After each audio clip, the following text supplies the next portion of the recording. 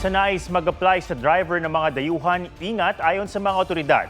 Baka ang pinamamaneho sa inyo may aparatong mala cell tower na sumasagap ng impormasyon sa bawat daraanan. Ginagamit daw yan para mang-scam at mang-espiya. May report si Ian Cruz. Kunin yung cellphone, sir. Ang sasakyang ito na hinarang ng NBI Special Task Force at Cybercrime Division sa Maynila. Nabistong meron umanong catcher ng International Mobile Subscriber Identity o IMSI o peking cell tower. Marami na po yung nakatanggap ng mga text mula sa isang akala nila ay lehitimong mga kumpanya o lehitimong mga organisasyon, pero yun po ay nanggagaling dito sa IMSI catcher dahil ang ginagawa po nito kapag nasa isang lugar ito, nahihigop nito yung mga data at yung mga numero at yung mga mensahe doon sa isang cellphone na namalapit sa kanya.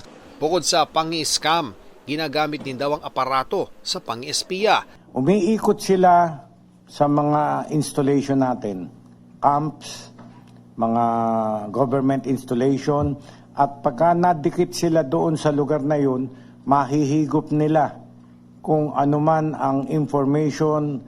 Kabilang daw sa mga tinarget ang Malacanang, US Embassy at Camp Aguinaldo. Based on our intelligence, merong nakita na pumasok mismo doon. Yung flow ng data, yung incoming at outgoing data from that area, which is Camp Aguinaldo, basically na-intercept nila. Dalawang IMSI catcher ang nakumpiska sa kondo ng mga Chinong sina Ni Chinhui at Zheng Wei sa Malate, Maynila. Si Chinhui ikinanta mismo ng kanyang misis. Why were you arrested? Bukod sa dalawang Chino, 3 Pinoy na nagmamaneho ng mga sakyang may IMSI catcher ang naaresto rin ng NBI at AFP sa magkahiwalay na operasyon sa Tondo at Malate sa Maynila at sa Bulacan. Inireklamo na sila ng pangi-espiya.